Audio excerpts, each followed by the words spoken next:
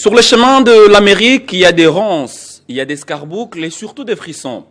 Mais les léopards, ils cheminent lentement, peut-être sûrement, vers la destination. Jeudi, les fauves congolais ont sonné la révolte face aux lions indomptables du Cameroun en s'imposant petitement. Et c'est bien sûr le capitaine de l'équipe qui avait montré la voie à ses coéquipiers.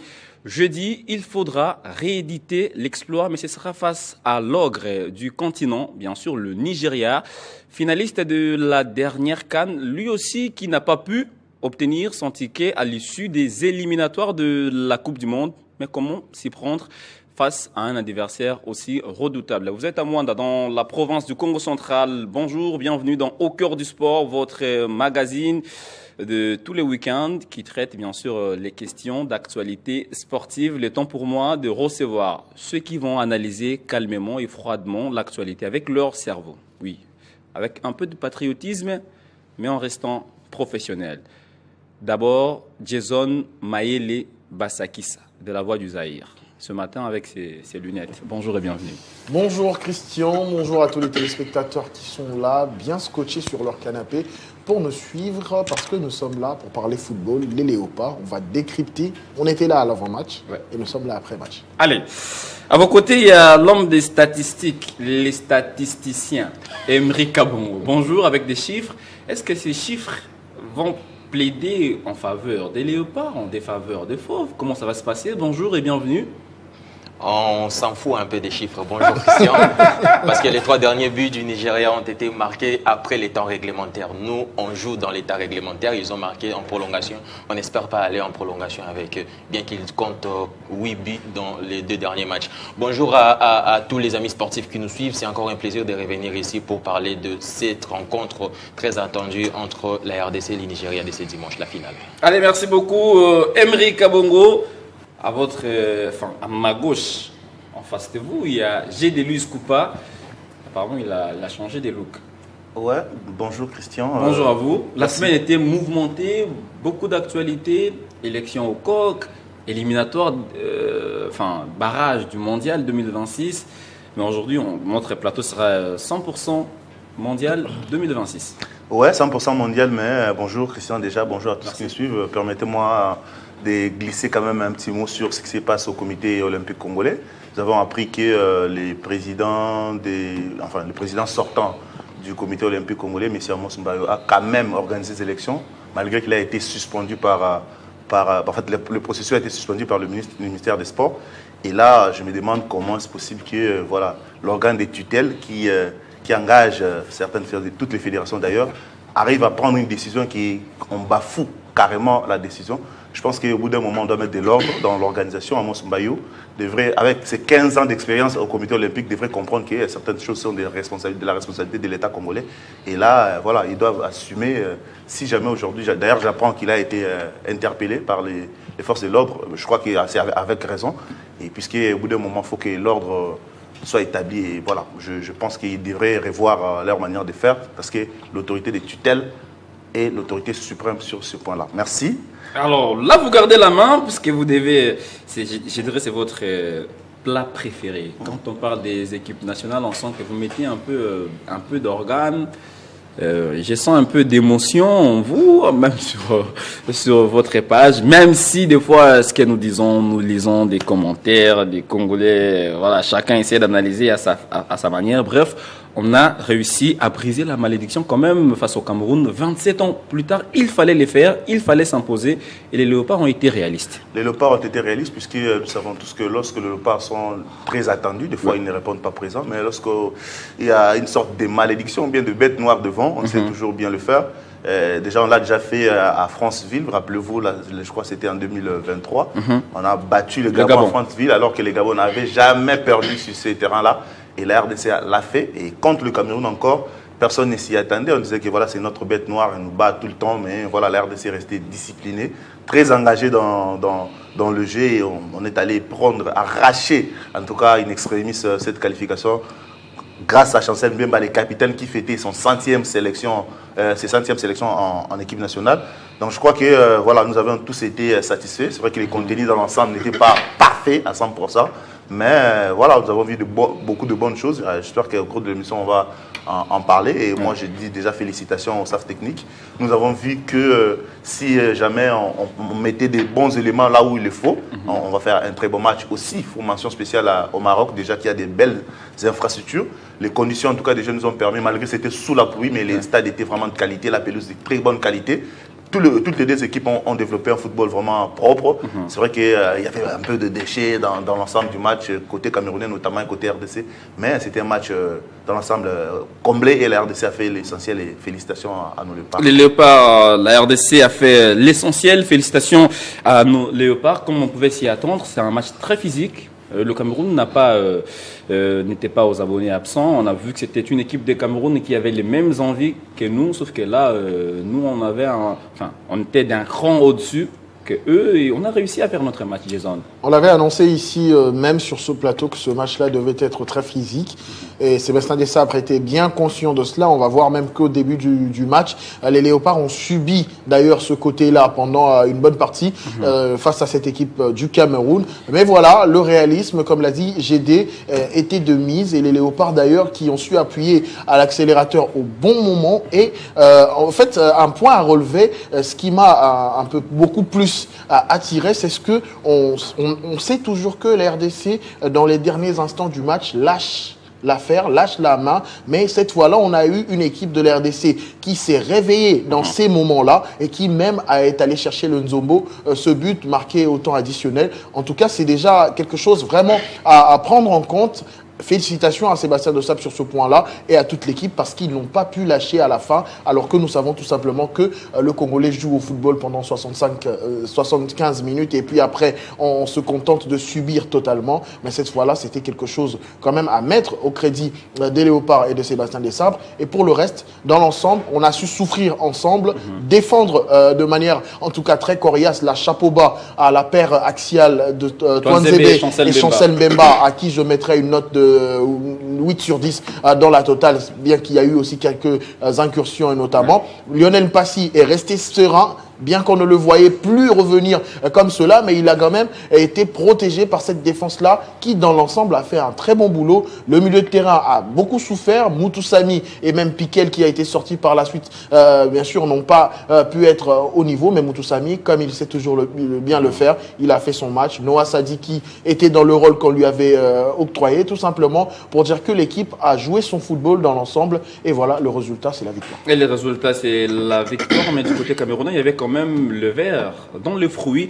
On l'a décrit, on l'a dit avant le match, qu'il y avait il y avait un climat malsain qui régnait dans la tanière des Lions Indomptables. Et cette fois-ci, nous, on en a profité, bien évidemment, parce que quand vous regardez même au Cameroun, après cette défaite, il y a deux camps. Ceux qui festoient pour la défaite de leur propre équipe et ceux qui sont mécontents. Bref, nous, on a joué notre job et au bon moment.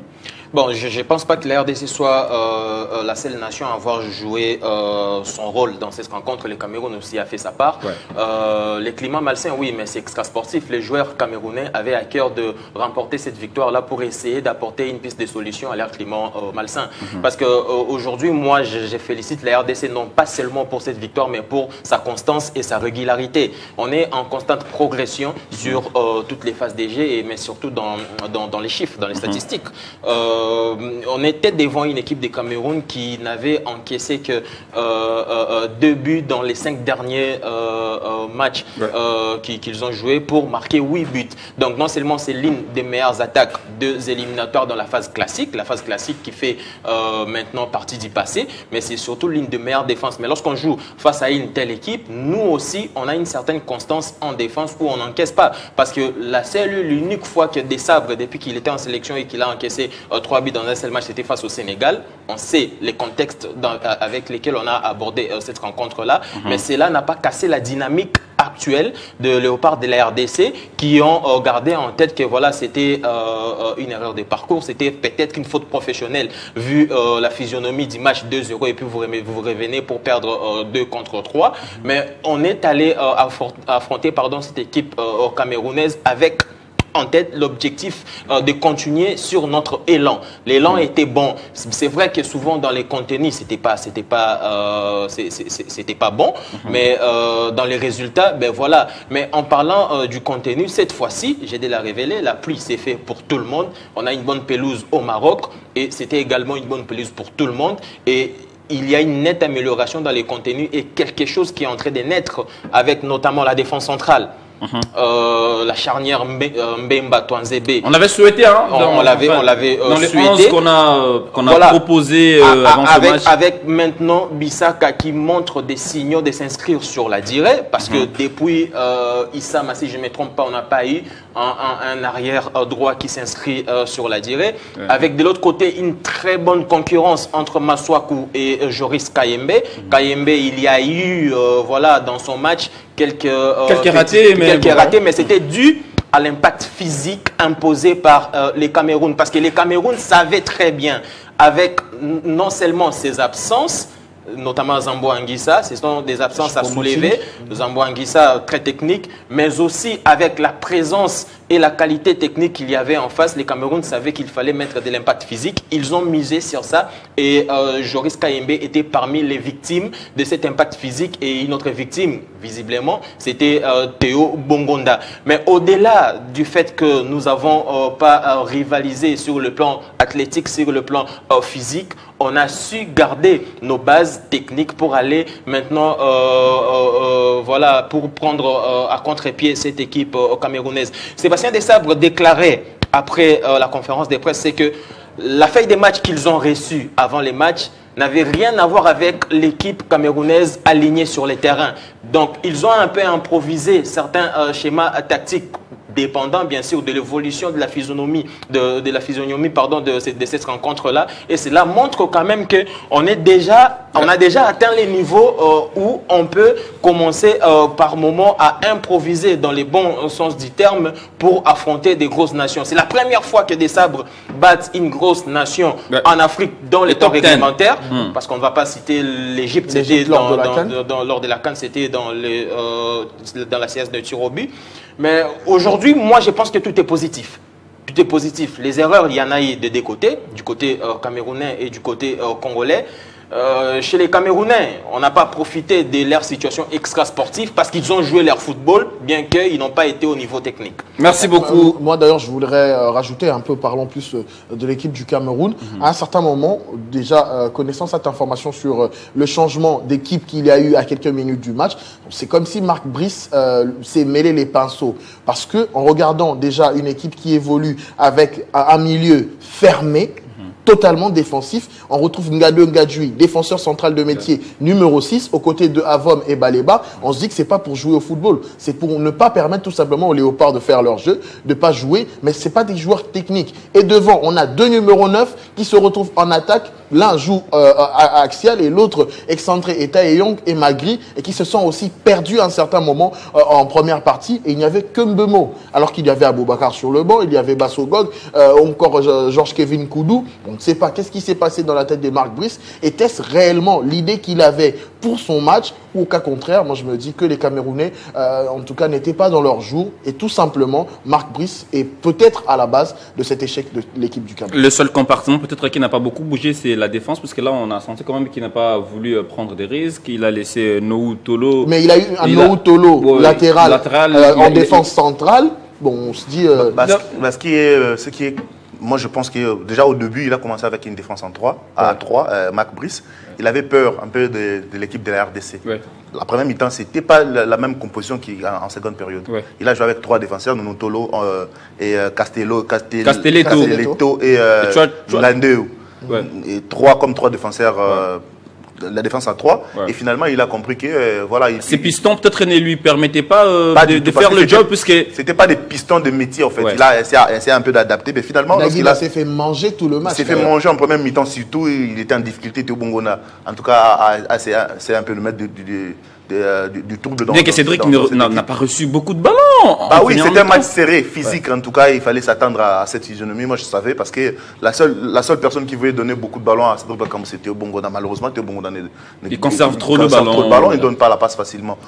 Mais finalement, lorsqu'il a compris que voilà, c'était peut-être une stratégie de commencer à gérer en première période, lorsqu'il s'est senti que peut-être la RDC va baisser des rythmes, il change carrément tout de suite en deuxième période. Il fait rentrer en parlant excusez-moi, après en parlant de la relation Bongonda-Bakambu, il faut noter qu'il y a eu très souvent une prise à dé sur Bakambu.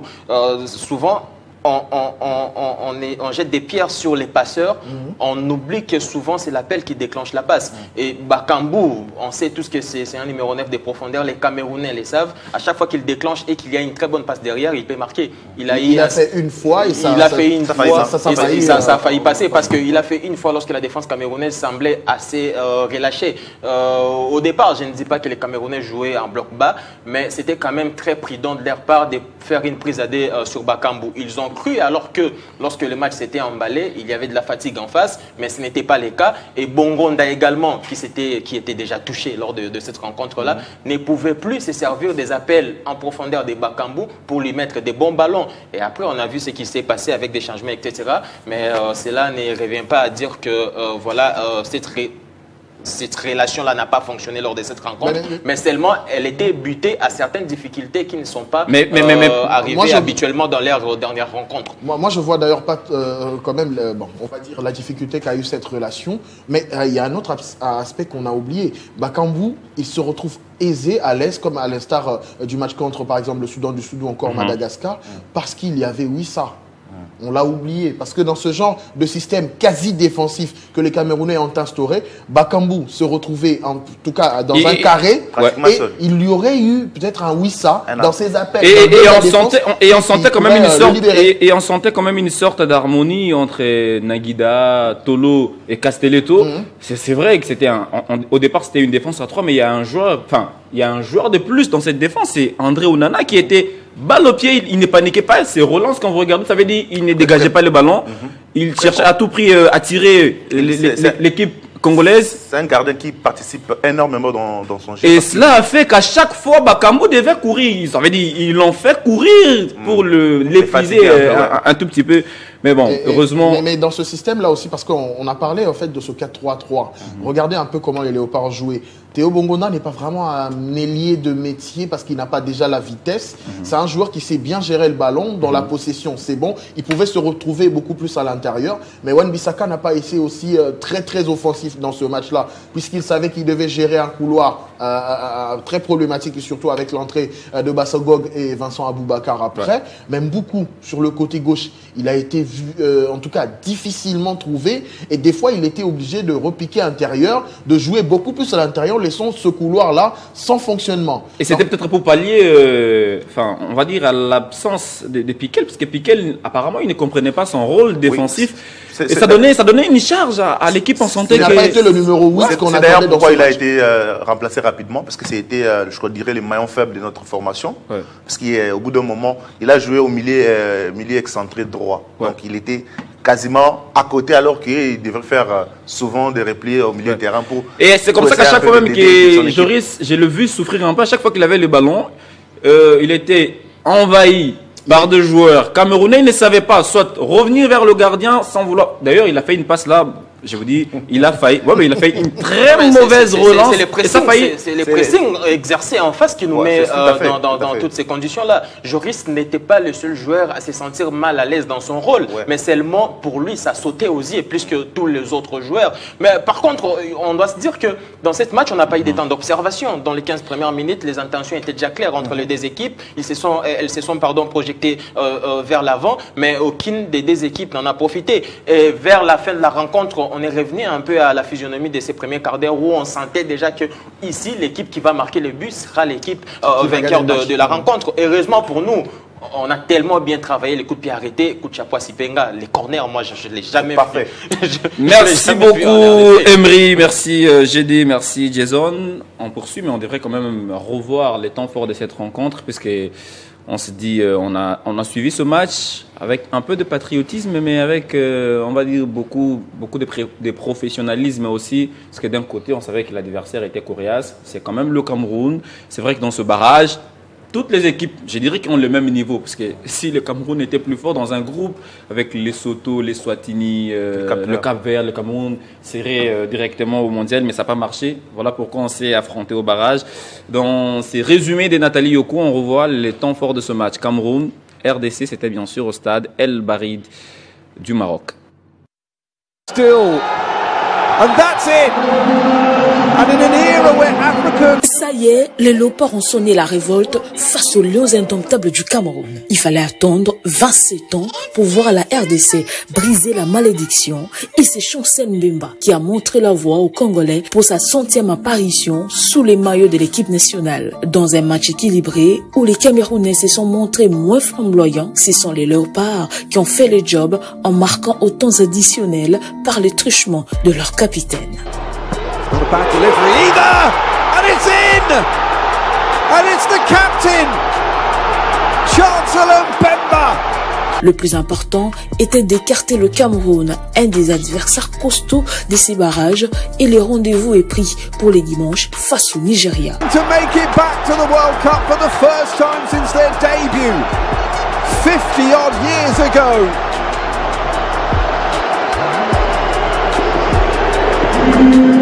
Les Super Eagles ont atomisé les Panthères du Gabon lors de la première demi-finale par 4-1.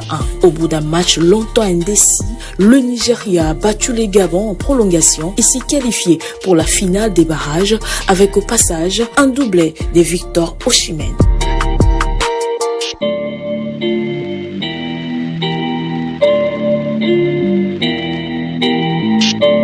Pour l'Afrique, tout va se décider ce dimanche à l'issue de cette finale Nigeria-RDC. Le vainqueur africain va rencontrer le vainqueur de l'Asie et le meilleur sera qualifié pour la Coupe du Monde Canada, États-Unis, Mexique.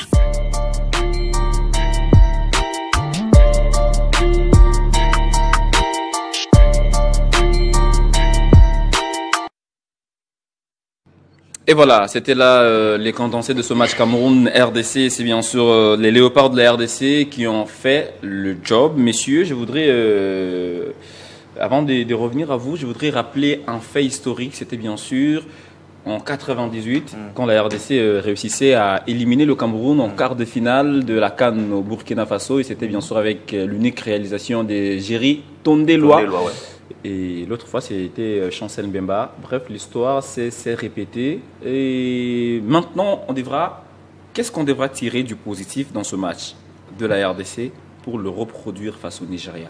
Déjà, il faudrait tirer comme du positif l'engagement. Tout le monde était vraiment engagé. Nous avions été impliqués, un collectif très bien soudé. Nous avons joué comme une équipe, pas comme juste une sélection, vraiment comme une équipe, les uns pour les autres. On a défendu, tout le monde a défendu jusqu'au bout. Même les remplaçants ont fait très bien leur travail. Je pense à Chipenga notamment. Et je pense que ce que nous devons faire, c'est que nous devons capitaliser ce qui a été comme acquis.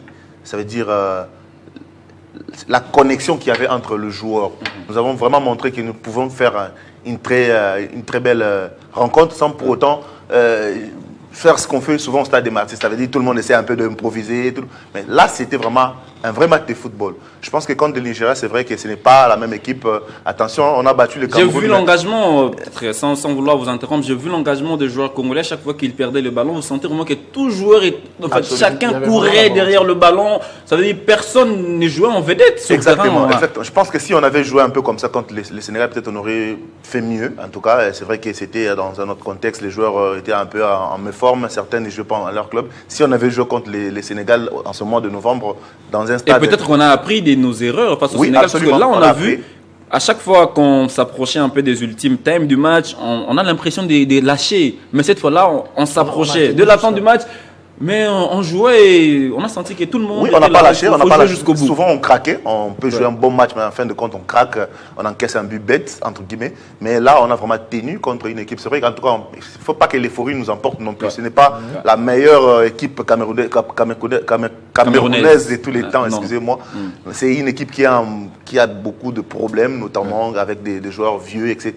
On ne doit pas non plus se permettre d'être euphorique sur ce point-là. On a gagné contre le Cameroun, certes, mais on a failli aller en prolongation. C'est vraiment un but en toute fin du match. Félicitations pour ça. Mais il faudrait maintenant oublier ces matchs. Jouer contre une équipe du Nigeria qui a d'autres physionomies de jeu, qui ont d'autres joueurs, d'autres éléments importants, des grands buteurs comme Osimhen. On n'a pas peur d'eux, bien évidemment. On va parler du Nigeria. Ouais. Mais je pense que pour le Cameroun, le match du Cameroun en a tiré une très belle leçon parce que, comme Emery le disait, c'est la première victoire de la RDC contre une équipe de top 10. Ouais. En tout cas, ça devrait se servir de cette performance pour essayer un peu de continuer, de rester dans la durée, battre des équipes comme ça, tenir face contre les Sénégal. C'est vrai, on a perdu, on a tenu tête. On a tenu tête au Maroc. Ouais, à l'Égypte également, face à l'Égypte. Ouais. On bat aujourd'hui le Cameroun, on va jouer contre le Nigeria, on va voir ce que ça va donner. Donc ça veut dire que la RDC vraiment progresse et dans les années à venir, si on reste sur ces mêmes projets, et avec des jeunes qui intègrent la sélection, notamment Stroy 15, Balikwish, etc., ce sont de vrais jeunes. En tout cas, j'espère que dans les années à venir, si on garde un projet clair, on va certainement gagner la CAN, je suis sûr. Allez, il faut, si on a un projet clair, dans l'avenir, on va gagner la CAN. Mais je voudrais parler un peu de la progression. C'est vrai qu'on a battu une équipe du top 10. Est-ce qu'on doit maintenant avouer qu'on a progressé? Parce que ce qui nous manquait ou ce qui manquait à Sébastien, c'était cette victoire-là face à une équipe du top 10. Bon, moi j'aimerais répondre en deux volets à cette question-là. On a battu une équipe du top 10 qui est le Cameroun. Il fallait d'abord le faire, on l'a fait. C'est quelque chose à prendre en compte. Mais est-ce que c'était le meilleur Cameroun qu'on a battu? C'est aussi une autre question qu'on doit se poser. Certes, ça reste le Cameroun. Ça reste le Cameroun. C'est pas pour minimiser la performance des Léopards. C'est une victoire qu'on est allé chercher au forceps. On avait besoin de cette victoire-là. Il le fallait. On l'a obtenue. C'est bien pour rebooster le moral. C'est bien pour se mettre en confiance. Mais certes, maintenant, on va affronter sereinement une vraie équipe très joueuse, capable de marquer des buts et de mettre à mal, mais une équipe aussi qui a des failles. Ouais. Le Nigeria, on l'a vu lors des éliminatoires, que ce soit de la CAN ou encore du Mondial. C'est une équipe qui peut également, comme ça, comme quand elle est acculée, quand elle a en face d'elle un bloc bien compact ou une équipe qui procède très rapidement à un football similaire au sien, une équipe qui ne pourra pas jouer. Est-ce que Sébastien Desabre ira dans cette même optique-là ou va rester dans ce système-là? Parce qu'on va le rappeler qu'on a joué une équipe du Cameroun qui, offensivement, avait aussi beaucoup de déchets. Ils n'ont pas eu à avoir assez d'occasions. Mais le Nigeria, peut-être qu'ils vont venir dans l'optique de chercher à avoir ces genres d'occasions-là, de nous bousculer. La leçon à tirer, comme l'a dit GD, c'est la volonté. C'est la volonté avec laquelle l'équipe a joué ce jour-là sur le terrain. En tout cas, c'est quelque chose, le plus grand d'ailleurs des points positifs à prendre en compte, parce que cette volonté-là démontre que les joueurs ont faim, démontre que les joueurs ont envie. Ils avaient envie de ne pas commettre d'erreurs, de ne pas perdre ce match-là. Ils sont allés le chercher jusqu'au bout. Et cette même volonté-là, on doit le voir le dimanche. On doit vivre cela sur le terrain, voir que ces joueurs-là ont envie. Mais on aimerait bien dire que ces joueurs-là aussi, à un certain moment, ils doivent se laisser aller. Ils doivent se dire qu'on doit le faire. Et d'ailleurs, d'une certaine manière, la meilleure, c'est de ne pas trop se mettre la pression, mais de se laisser aller tout simplement. Même s'il faudrait beaucoup plus arranger le pressing. Parce que on va se dire clairement que les Camerounais nous ont mis à mal à un certain moment parce que le pressing camerounais était bien coordonné. Et nous, le pressing, c'est quand un joueur va au pressing, les autres, ils attendent. À ce niveau-là, Sébastien... Du coup, il y a beaucoup d'espace vide. On a besoin de récupérer plus vite la balle. Alors, le pressing, il doit suivre. Il doit suivre. C'est Moutoussamy qui déclenche le pressing ou encore Bongonda. L'équipe doit suivre tout en gardant le même dispositif défensif pour ne pas permettre aux adversaires de passer. Puisqu'en face, on aura quand même une équipe différente du Cameroun. Le Cameroun n'avait peut-être qu'en première période Mbeumo seul. Et Taeyong et Magri bien muselés par la suite n'ont pas réussi. En seconde période, les mouvements de Aboubakar et bien sûr la vista et la puissance de Basso Gog, on est parvenu à gérer cela. Mais contre le Nigeria, ce sera des joueurs intelligents. rapides, techniques, tels qu'Ademola Lookman, ou encore un Victor Osimhen, Adams. Un Victor Osimhen qui sait bien faire ses mouvements et des bons appels. Bon, on se dit que Kwanzaa et Chancel Mbemba auront du boulot ce jour-là. Allez, on va se plonger dans l'équipe nigérienne, mais je voudrais d'abord revenir sur la question que je vous avais posée lors du dernier plateau sur la progression de l'équipe. C'est vrai qu'on a battu le Togo, on a battu le Soudan, et là on enchaîne une 3e victoire face au Cameroun. Ça voudrait dire qu'on a on a appris de nos erreurs face au Sénégal, et là on a essayé de progresser. Noir sur blanc, c'est vraiment une progression, bien qu'il n'y a pas de tortues. Noir sur blanc, c'est une progression. Moi, ce que je ne vais pas admettre tout de suite, c'est le fait d'apprendre de nos erreurs ou pas face au Sénégal. Parce que moi, je ne place toujours pas toutes ces rencontres dans les mêmes contextes. Face au Sénégal, il suffisait d'éviter de perdre pour s'ouvrir grandement la porte vers le mondial. On gagne face au Cameroun, on ne s'ouvre pas encore grandement la porte face au Sénégal, pour le mondial. C'est vrai, c'est une continuité et c'est une belle progression. Et pour vraiment répondre à cette question et lier cela à la question selon laquelle qu'est-ce qu'on devrait retenir des positifs dans cette rencontre pour reproduire face au Nigeria et confirmer notre progression. C'est vrai que à tout bout de champ, ce sont les éloges qui reviennent pour le joueur lorsqu'une équipe gagne. Mais moi, je vais du côté du coaching. Je ne suis pas contre le fait qu'on doit féliciter. Et je vous appuie. Je ne suis pas contre. Non, mais je vous appuie puisque je me suis rendu compte pour une fois, j'ai vu Sébastien opérer des changements au moment opportun. Et il a ciblé des postes où il y avait problème. Parce que contrairement à certains changements, vous sentez, vous voyez autre chose depuis lui. Voilà, Christian. Si on ne le critique pas, il ne va pas s'améliorer non plus. Voilà. C'est pourquoi je vous dis, c'est comme ça leur travail. L'amélioration, c'est vraiment sur tous les plans, bien que ce n'est pas encore suffisant pour espérer à nos grands objectifs, parce qu'on a vraiment des grandes ambitions, au-delà de cette qualification pour la Coupe du Monde. Je ne suis pas contre le fait qu'on félicite les joueurs, ils les méritent. Même le sélectionneur lui-même l'a dit, la victoire c'est pour le joueur, moi je donne juste des consignes, mais je reviens sur les consignes. Pour une fois, il fait des changements qui sont consécutifs à une détection des failles du côté de l'adversaire. Là, on voit clairement, parce que après la première période, la balle était dans les camps des entraîneurs. Et les premiers entraîneurs à se mettre à l'œuvre, c'était Marc Brice. Et Sébastien a très bien analysé ça. Marc Brice a fait des changements assez offensifs. Et lui, il a répondu. Mais il a répondu de quelle manière? Et ce sont ces changements-là qui ont payé. Mbemba a marqué son but. Mais c'était sur une succession d'occasions et d'actions assez... Avec un apport offensif très considérable avec Sipenga, même Maël aussi qui a... C'est pourquoi je vous parle de coaching.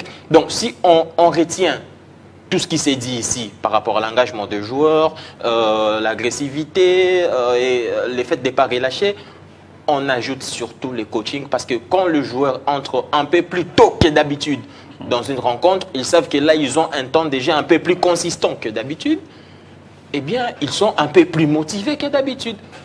Allez, voilà. Juste là.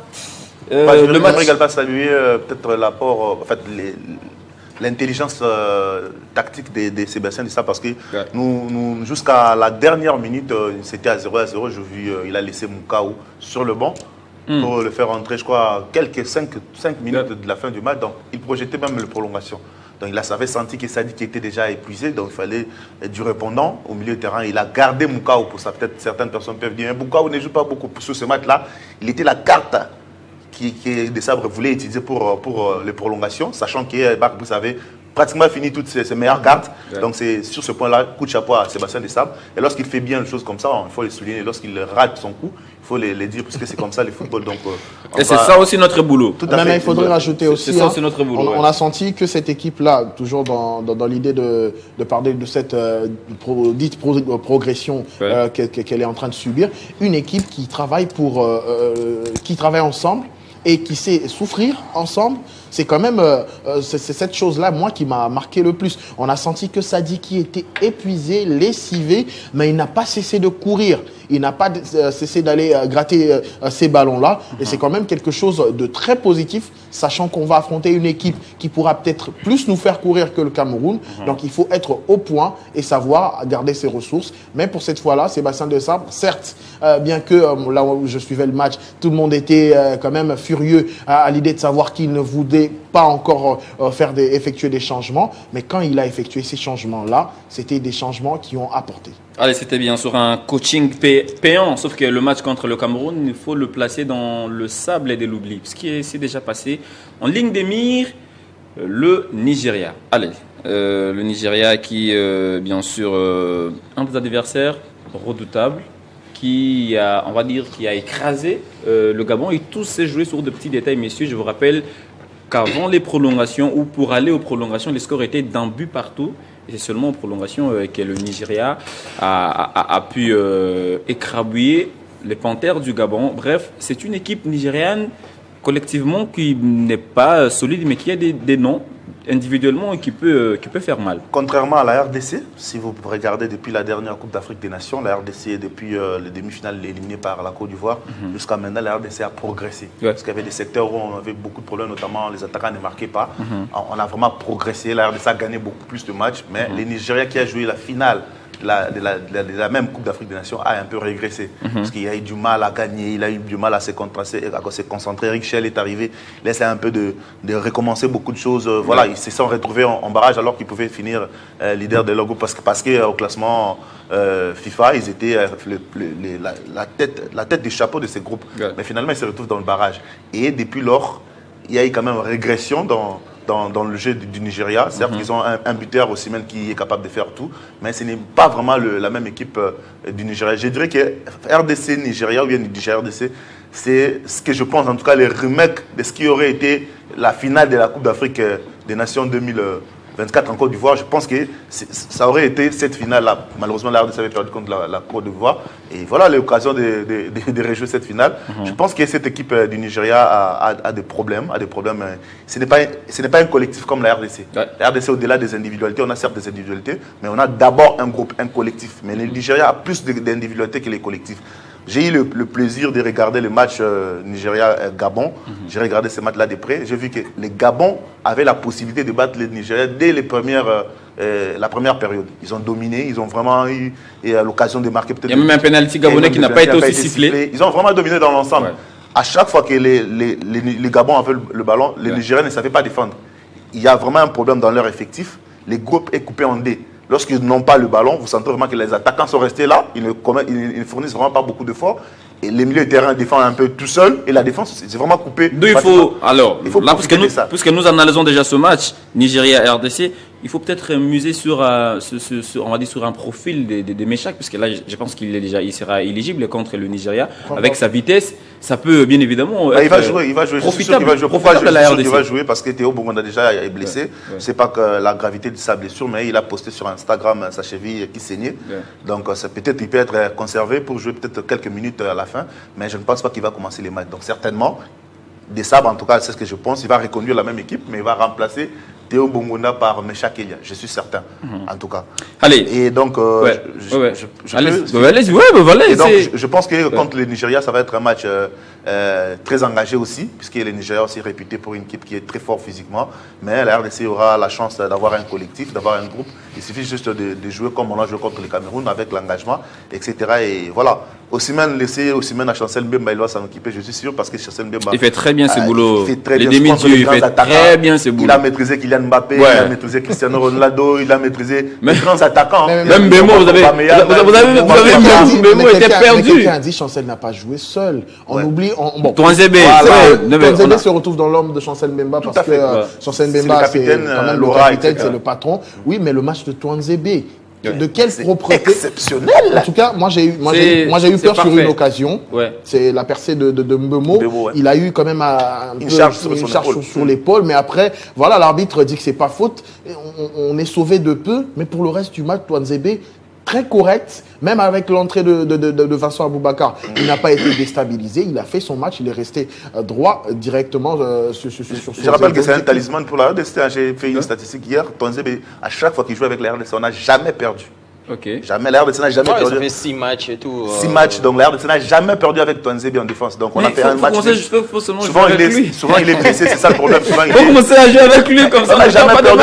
C'est un super défenseur lorsqu'il est en forme, même dans son club Burnley. Il a repris la place des titulaires. Il fait des matchs exceptionnels. En tout cas, lui, j'ai lu même quelque part mon ami Georges Goest, à qui je passe mes salutations. Il a écrit sur Facebook, il a dit Twanzebe dans le centre des formations, il a appris une seule chose, défendre. Le reste, il ne voulait pas encaisser beaucoup de choses au point d'oublier. Et vous le voyez difficilement, on va se rappeler même sur des coups de pied arrêtés, on va se rappeler difficilement. On va se rappeler qu'à malgré sa taille. À ses débuts, il avait quand même, il était sous les ordres de José Mourinho. Absolument. Et José Mourinho est tombé amoureux de ce joueur-là. Malheureusement, il n'a pas réussi à faire long feu. Et pour José Mourinho, le Twanzebe qu'on a aujourd'hui, s'il l'avait à l'époque, quand même, c'est le patron. Il pouvait s'imposer à Manchester United. Comme United. latéral droit, il joue très bien comme latéral droit dans l'axe, c'est encore impeccable. Un joueur qui est vraiment discret, qui ne parle pas beaucoup, qui n'est pas trop affiché sur des réseaux, mais lui, il ne vraiment sait une que force défendre. remarquable. Messieurs, je vous rappelle juste que le parcours de notre adversaire n'a pas été aussi flamboyant comme on peut s'y attendre. Dans un groupe C où il y avait l'Afrique du Sud, vous l'avez dit avant le tirage, le Nigeria était en tête du chapeau, mais sauf que là, c'est l'Afrique du Sud qui a dicté les tempos et nonobstant le point, lui retranché, puisqu'on a retranché quand même des points à l'Afrique du Sud. Mais cela n'a pas permis au Nigeria de se qualifier directement. D'ailleurs, les Super Eagles sont finis deuxième avec 17 points, un point d'écart avec le Bafana. Dans ce groupe-là, il y avait bien sûr le Bénin, les Lesotho, le Rwanda, le Zimbabwe. Et le Nigeria n'a pas proposé grand-chose. Bref, ce n'est pas un foudre de guerre. Faut respecter l'adversaire comme d'habitude avec tous les talents qu'il y a. Chukwueze, Adams, Lookman, Osimhen. Mais bon, de notre côté aussi, il y a du répondant. Il y a du répondant de notre côté. Bon, moi, je dirais plutôt qu'il y a du répondant de leur côté parce que chez nous, on est sur une bonne dynamique. Ouais. Le Nigeria aussi une bonne dynamique, mais je parle plutôt au-delà des résultats. Je parle en fait des bases qu'il y a dans cette équipe de la RDC comparée aux bases qu'il y a dans l'équipe du Nigeria. Eric Shell est arrivé. Il l'essaye encore jusqu'aujourd'hui. Vraisemblablement, c'est ça. Il l'essaye encore jusqu'aujourd'hui. Avec Sébastien Desabre, on a déjà, l'époque d'essayer est déjà révolue. Du côté du Nigeria, c'est l'heure de la confirmation. Alors, du côté du Nigeria, j'ai l'impression que l'heure de la confirmation est loin d'arriver. Eric Shell est même allé jusqu'au CHAN pour voir comment est-ce qu'il peut ramener quelques pions pour la sélection nationale, alors que vous avez des joueurs internationaux comme Chukwueze. C'était une catastrophe. Oui, c'est pourquoi j'ai dit que c'était une catastrophe. Donc il n'a pas pu faire grand-chose. Le Nigeria a des joueurs partout dans le monde, mais il va quand même au CHAN pour essayer de remanier un peu son effectif. Alors on revient à cette équipe du Nigeria. C'est un ensemble d'individualités qui ne fait pas vraiment une bonne cohésion et ça se remarque tout de suite sur les terrains. Chaque joueur est quasiment meilleur à son poste, mais chaque joueur n'est pas meilleur pour jouer ensemble avec un autre. C'est en fait ça l'équipe du Nigeria. Une équipe comme ça est capable du meilleur et du pire. Donc les Nigeria aujourd'hui, en parlant de ces individualités, moi j'aime beaucoup les joueurs offensifs. Osimhen, en club, c'est 6 buts en Ligue des Champions, dont un triplé pour le dernier match, 3 buts en Super League, le championnat turc. C'est pas fameux. Lookman, les ballons d'or africains, c'est une saison assez mitigée, avec un seul but marqué en 7 matchs de Serie A. Donc c'est compliqué aussi pour lui individuellement. Et on a Chukwueze, là je vous parle de 3 joueurs titulaires indiscutables offensivement. Chukwueze qui n'a pas réussi à faire long feu au Milan AC, il est renvoyé à Fulham, et à Fulham, ça ne marche toujours pas du point de vue statistique. Aujourd'hui, j'ai plus peur de Lookman que d'Osimhen. Parce qu'en face, on a Twanzebe. Il y a également Alex Iwobi, il ne faut pas oublier. Bon, il y a Iwobi, mais Iwobi sera orphelin d'Ndidi. Voilà. Ndidi ne sera pas là. Ndidi ne sera pas de la part. D'ailleurs, c'est l'un des métronomes. C'est l'un des métronomes de cette équipe. Je n'ai pas voulu citer Iwobi parce que Iwobi ne joue pas vraiment seul, contrairement à tous les autres joueurs qui ont des qualités individuelles. Mais la question que je vous pose, alors Iwobi, c'est vraiment un duo. C'est vrai qu'on va parler de tout en fait dans cette équipe du Nigeria. On parle des noms, on cite des talents, mais est-ce que Victor Osimhen en lui-même représente le danger de ce Nigeria? En lui-même, non, je ne pense pas. Je ne pense pas parce que il doit être servi dans des bonnes dispositions, dans des bonnes conditions pour faire ce qu'il a à faire. C'est pas un numéro 9 à la Ronaldo R9 qui peut décrocher et venir jouer au football. Mais qui peut toujours te marquer des buts d'un numéro 9. Oui, Attention. voilà, c'est plutôt un numéro 9 à la Suarez qui attend d'être servi. Je ne les compare pas à Suarez. Suarez, c'est un autre niveau, mais je regarde un peu le profil. Ouais. C'est pourquoi j'ai dit qu'aujourd'hui, oui, encaisser un but venant d'Osimhen, ça sera tout sauf une surprise. Mais voir Osimhen n'est pas faire grand-chose face à la RDC, ça ne sera pas une surprise. Parce qu'on a un joueur comme Touanzebe, on a un joueur comme Chancel Mbemba. Vous savez quel profil de joueur Chancel Mbemba a réussi à maîtriser. Ouais, ça. Vous le savez lorsqu'il était à l'Olympique de Marseille. Moi, personnellement, la défense de la RDC ne m'a jamais inquiété. Il y a des joueurs assez déstabilisants qui vont accompagner Osimhen, comme Lookman. Et face à Lookman, ça ne sera pas directement Mbemba ni Touanzebe, ça sera d'abord Bissaka. Et un expérimenté aussi. Un expérimenté aussi. Et de l'autre côté, je ne sais pas s'il y aura un retour de Massoak ou on va continuer avec Joris, mais il y aura quand même... On doit garder Joris. Alors, tout compte fait, je pense aujourd'hui que le Nigeria n'est pas favori face à la RDC. Ah, ça c'est fort. Ouais, je les pense sincèrement aujourd'hui que le Nigeria n'est pas favori face à la RDC. Mais seulement, le Nigeria a tout ce qu'il faut pour battre la RDC et la RDC... Et vice-versa. Et vice-versa. Et la RDC a tout ce qu'il faut pour battre les Nigériens. Les Nigériens, je vous rappelle, c'est 23 buts marqués, 10 buts encaissés, ça voudrait dire... c'est une attaque qui ça marque, ça encaisse aussi. D'ailleurs, je reviens déjà, il faut savoir qu'ils n'ont pas réussi à marquer contre le Lesotho lors des éliminatoires. C'était un 0-0 tout compte fait. Et cette équipe du Nigeria, bon, on va dire, c'est une équipe mi-figue, mi-raisin, qui quand même évolue en demi-teinte, mais il reste quand même, ils ont marqué 8 buts sur les 2 derniers matchs. Contre le Bénin, ils ont mis 4 buts. C'était un match décisif contre un adversaire qui était quand même en course pour soit la 2e place ou même la 1re place. On se dit que cette équipe-là peut se transformer. Il faut vraiment rester sur ses appuis. Oui, c'est une équipe basée sur des individualités. Oui, certes. Collectivement, ça pêche un peu beaucoup. Quand on regarde jusqu'au le match contre le Gabon, les 90 premières minutes, c'était vraiment un match départagé. Les Gabonais ont su faire souffrir cette équipe du Nigeria. Mais cette équipe-là s'est trouvé ses ressources dans ses individualités. Parce qu'ils ont des joueurs très tranchants offensivement. Osimhen, sur un bon ballon, il peut te lâcher une frappe des 30 mètres qui peut être assez fatale. Ademola Lookman, c'est lui faire quand même ces slaloms-là individuellement. Mais moi, je dis qu'en face de l'RDC, le Nigeria pourra peut-être mettre de côté ses individualités pour chercher à aborder un match sur le plan collectif. Déjà que l'absence de Ndidi, et c'est très fort, il faudra faire sans lui. Lui qui quand même est d'une part l'organisateur du jeu au niveau de milieu de terrain, c'est lui qui mène un peu la cadence.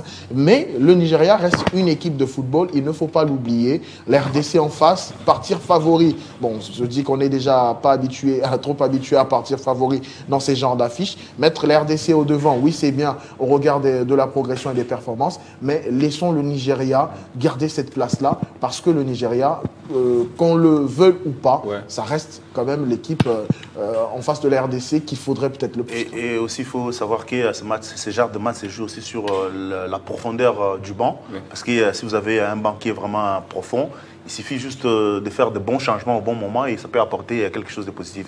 L'avantage, c'est que côté RDC, on a vraiment une certaine profondeur dans notre banc. On parlait de Chipenga tout à l'heure ici. Et il y a également, la complémentarité d'ailleurs. Il y a également Fiston Maele qui souvent, lorsqu'il rentre, il fait des très bonnes choses. C'est NDA qu'on essaie d'oublier. Peut-être avec son physique, ça peut toujours... Oui, toutefois, il est important. Il peut, lors du match contre le Cameroun, on a vu... plusieurs centres de la part de Mboukou qui n'ont pas... Même de Cédric Bakambu. Donc, s'il y a un profil comme SND, à tout moment, il peut déclencher quelque chose. Nous avons également des joueurs comme Mario Soakens qui a vu sa nationalité être validée. Est-ce qu'il peut jouer pour une première fois peut-être pas comme titulaire directement, peut-être pas. Ça dépendra de comment le coach analysera son adversaire. Mais je pense qu'il peut jouer. Pendant 20 minutes, il peut vous faire sortir un match de fou, parce que c'est un joueur techniquement très bon. qui a une vision de jeu vraiment élargie, qui sait faire de très bonnes passes, qui sait marquer aussi. Donc voilà, en tout moment, avec ce profil de joueur, il peut déclencher quelque chose. Rappelez-vous, Niskan Skebano, à chaque fois il est rentré, il a fait des bonnes choses. Donc c'est quasiment pour moi le même profil. Et je pense que même William Balikoucha et Michel-Ange Balikoucha, qui a également un très bon profil, je pense que c'est un match qu'il faudrait juste enlever la pression. Vous avez vu contre le Cameroun, on avait la possibilité de marquer contre le Cameroun, mais nous, on joue avec la pression. J'ai l'impression qu'il y aura moins de pression face au Nigeria. Enfin, contre le Cameroun, c'est toute une histoire. C'est le derby de l'Afrique centrale. On sait que c'est Cameroun, la bête noire de la RDC. Ça veut dire qu'il y a beaucoup d'aspects qui entrent en jeu, mais face au Nigeria, on se dit, on viendra jouer d'ailleurs. Vous avez rappelé ça, peut-être vous l'avez oublié. On avait attendu ces Nigériens en finale. Tout à fait. Malheureusement, les deux. Et puis les statistiques, en tout cas les deux derniers matchs, la RDC a fait match nul contre le Nigeria. C'était en 2018 lors des matchs amicaux avec le but de Malango. Et en 2015, on a battu le Nigeria, c'était à Mons, je crois, si pas Mons a visé, en Belgique. 2 buts de Nkololo et de Merci Mbokani. C'était un meilleur Nigeria. Ce match avait été.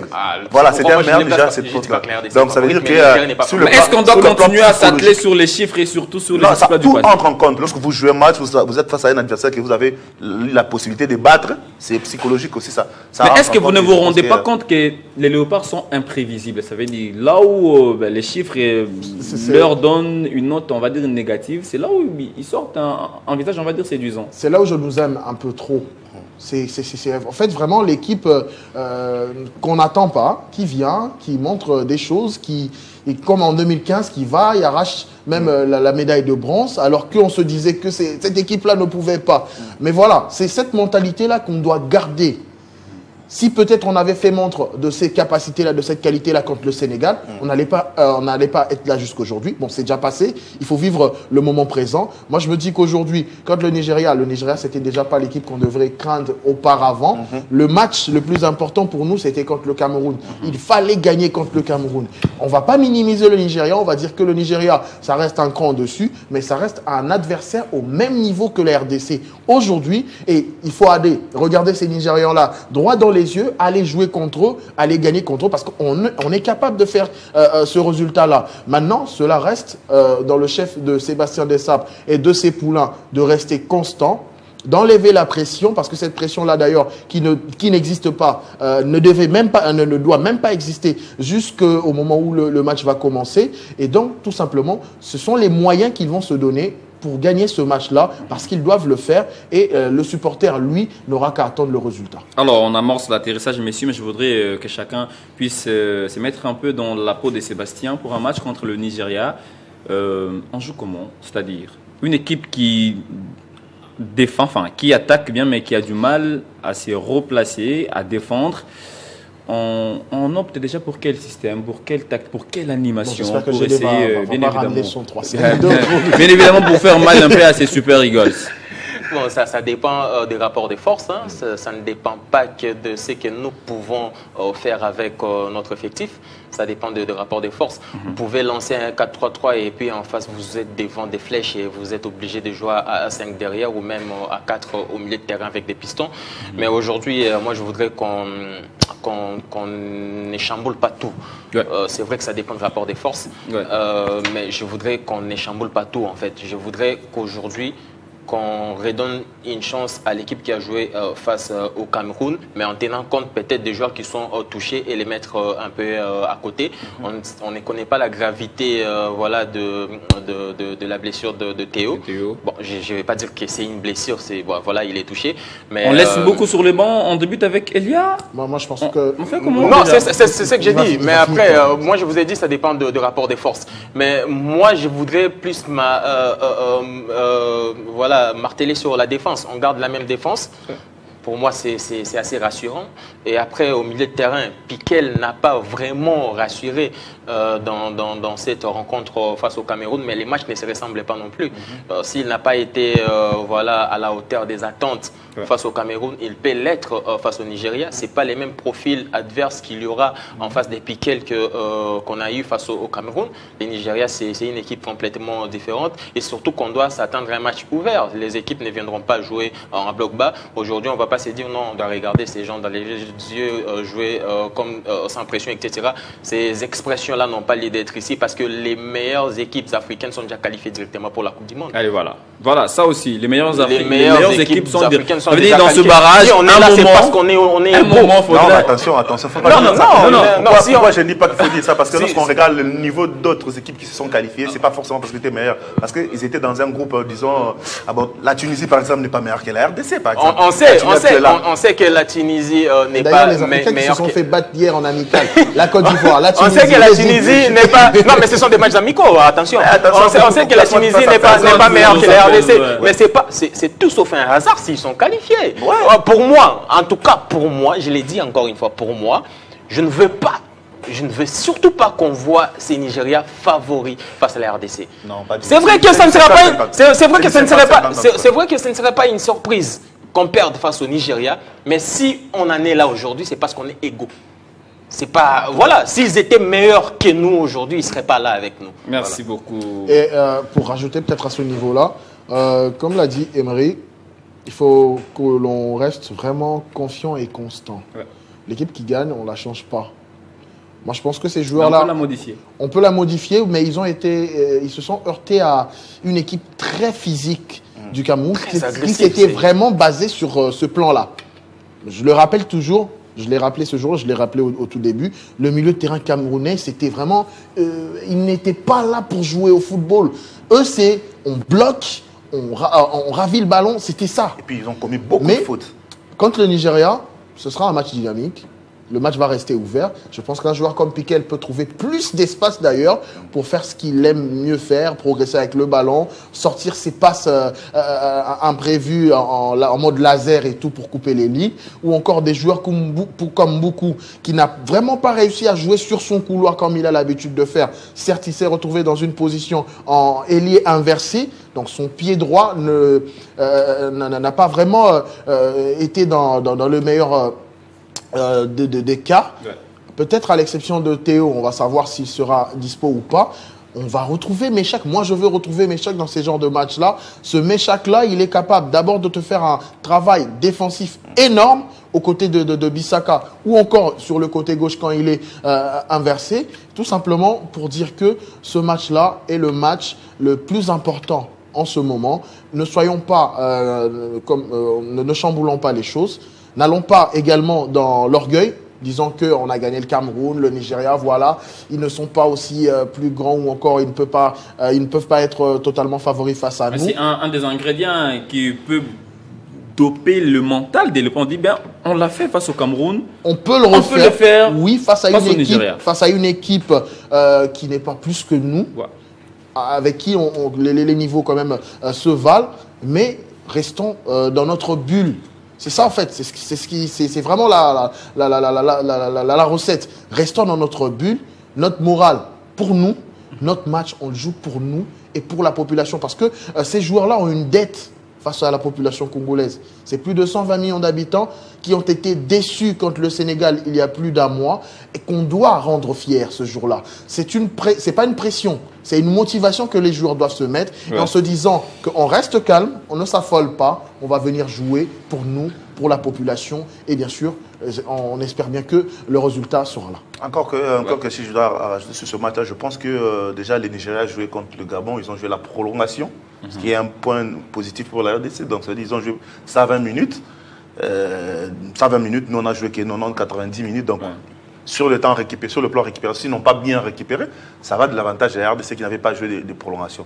Encore que là, il faut aussi penser que nous avons joué le deuxième match. Ils ont eu suffisamment le temps de nous regarder. Donc ils ont vu comment nous on joue, comment on défend, comment on attaque et tout. Moi, si je suis à la place de Sébastien Desabre, puisque c'était ça la question, si je suis à la place de Sébastien Desabre, je pense que j'aurais misé sur une équipe offensive en tout cas. Offensive, pourquoi? Parce que les Nigériens penseraient que nous allons jouer avec 3 milliers à caractère un peu défensif. Mais là, ils seront surpris si on joue avec... Je sais que Mario Stroakens ne peut pas peut-être commencer le match, vu connaissance comment Sébastien Desabre fait ces choses. Mais si je suis à sa place, je commence avec un numéro 10 comme Stroakens tout de suite. Parce qu'avec lui, il peut déclencher une action, des claques comme ça tout de suite. Et puis, en première période, vous menez par 1 but ou 2 buts à 0 et c'est vraiment un avantage. Si on joue avec un numéro 10 qui sait conserver le ballon, qui sait faire jouer, qui sait faire des passes entre les lignes, je pense qu'on va mettre en difficulté cette équipe nigériane parce qu'on ne peut pas jouer en bloc bas contre les Nigériens. Non, ça ne peut pas marcher. Parce qu'ils ont des attaquants, ils vont commencer à pousser encore, on risque de lâcher. On doit jouer de manière libérée et avec un jeu. Et quelque chose me pousse à dire que ce match-là va se jouer en première période. Ouais, absolument, c'est ce que je sens aussi. Et puis, ce sera un match facile, entre guillemets. Moi,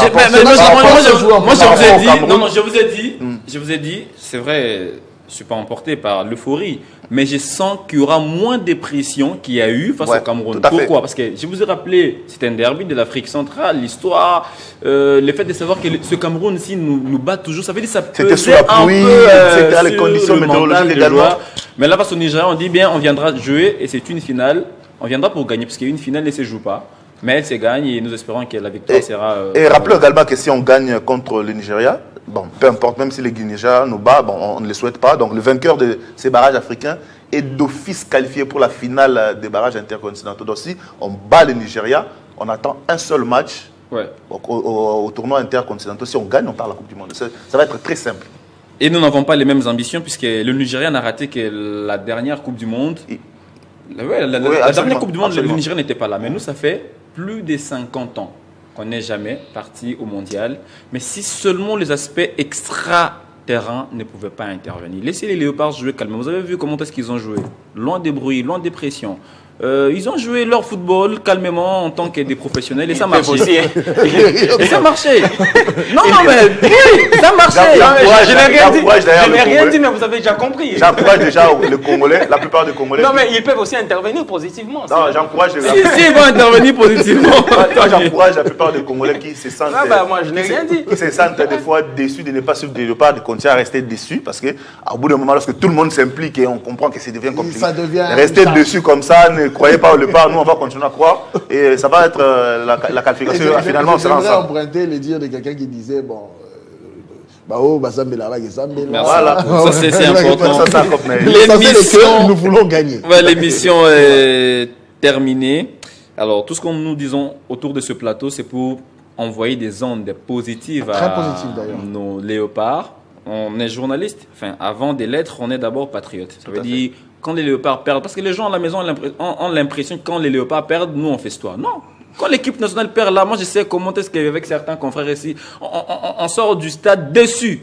Ça voudrait dire, on veut voir. Moi, j'ai failli faire une crise au stade. Ça fait toujours. Moi, j'ai pas fini le match. Ça fait toujours plaisir.